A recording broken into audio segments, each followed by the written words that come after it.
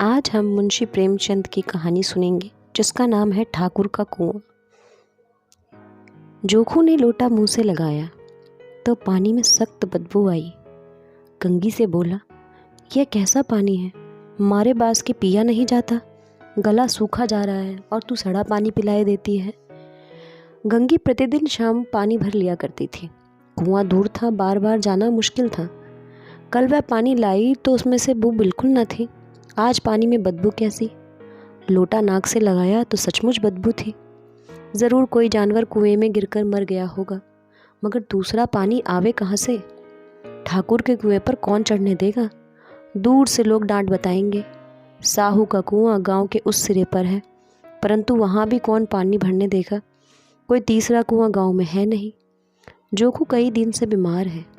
कुछ देर तक तो प्यास रोके चुप पड़ा रहा, फिर बोला, अब तो हमारी प्यास के रहा नहीं जाता, ला थोड़ा पानी नाक बंद करके पी लूँ।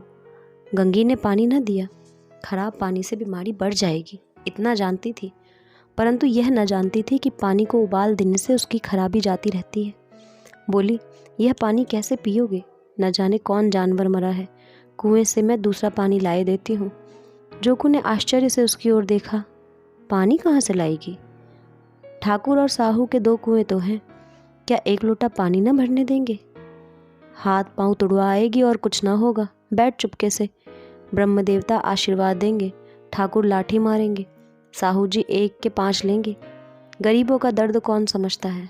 हम तो मर भी जाते हैं तो कोई द्वार पर झांकने नहीं आता, कंधा देना तो बड़ी बात है। ऐसे लोग कुएं से पानी भरने देंगे? इन शब्दों में कड़वा सत्य था। गंगी क्या जवाब देती, किंतु उसे यह बदबूदार पानी पीने को न दिया।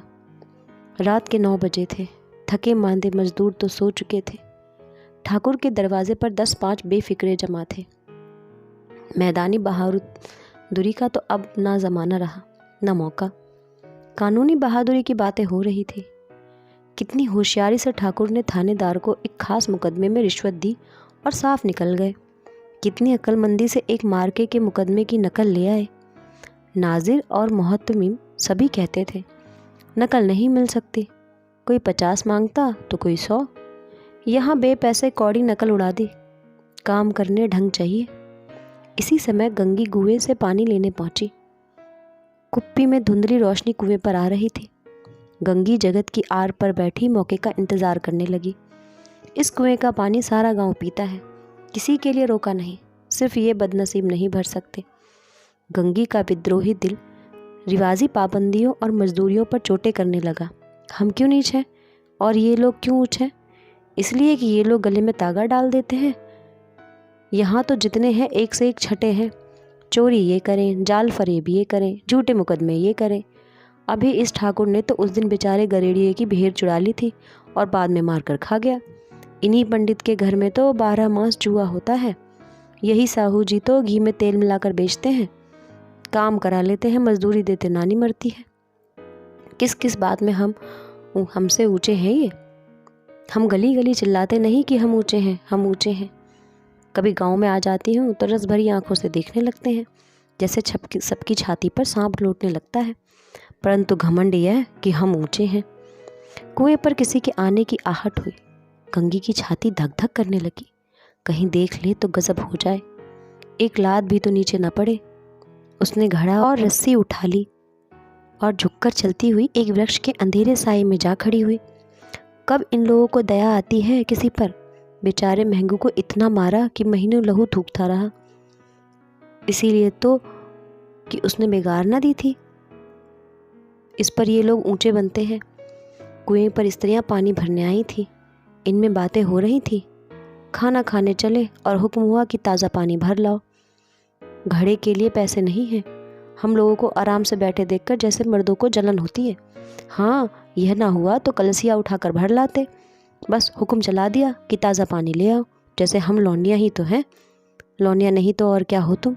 रोटी कपड़ा नहीं पाती, 10-5 रुपये भी छिन झपट कर ले ही लेती हो। और लौंडिया कैसी होती हैं? मत लजाओ दीदी, छिन भर आराम करने को जी तरस कर रह जाता है। इतना काम किसी दूसरे के घर कर देती तो इससे कहीं आराम से रहती। ऊपर से वह एहसान मानता, यहाँ काम करते करते मर जाओ, पर किसी का मुंह ही सीधा नहीं होता। दोनों पानी भरकर चली गईं। तो गंगी वृक्ष की छाया से निकली और कुएं की जगत के पास आ गई। बेफिक्रे चले गए थे। ठाकुर भी दरवाज़ा बंद कर आंगन में सोने जा रहे थे। गंगी ने क्षणिक सुख की सांस ली। किसी तरह मैदान तो साफ हुआ। अमृत चुरा लाने के लिए जो राजकुमार किसी जमाने में गया था, वह भी शायद इतनी सावधानी के साथ और समझ बूझ कर ना गया हो। गंगी दबे पांव कुएं की जगत पर चढ़ी। विजय का ऐसा अनुभव उसे पहले कभी न हुआ। उसने रस्सी का फंदा घड़े में डाला, दाएं बाएं चौकन्नी दृष्टि से देखा, जैसे कोई सिपाही रात को शत्रु के किले में सुराग कर रहा हो। अगर इस समय वह पकड़ ली गई तो फिर उसके लिए माफ़ी या रियायत की रत्ती भर भी उम्मीद नहीं थी। अंत में देवताओं को याद करके उसने कलेजा मजबूत किया और घड़ा कुएं में डाल दिया। घड़े में पानी ने गोता लगाया, बहुत ही आहिस्ता, ज़रा भी आवाज़ ना हुई। गंगी ने 2-4 हाथ जल्दी जल्दी मारे और घड़ा कुएं के मुंह तक आ पहुंचा। कोई बड़ा शहजोर पलवान भी इतनी तेजी से ना खींच सकता था। गंगी चुकी कि घड़े को पकड़कर जगत पर खड़े एकाएक ठाकुर का दरवाज़ा खुल गया। शेर का मुंह इससे अधिक भयानक ना होगा। गंगी के हाथ से रस्सी छूट गई। रस्सी के साथ घड़ा धड़ाम से पानी में गिरा और कई क्षण तक पानी के हिलकोड़े में आवाज़ सुनाई देती रही। ठाकुर, कौन है, कौन है, पुकारते हुए कुएं की तरफ आ रहे थे और गंगी जगत से कूदकर भागी जा रही थी। घर पहुंचकर देखा कि जोखू लोटा मुंह से लगाए वही गंदा मैला पानी पी रहा है।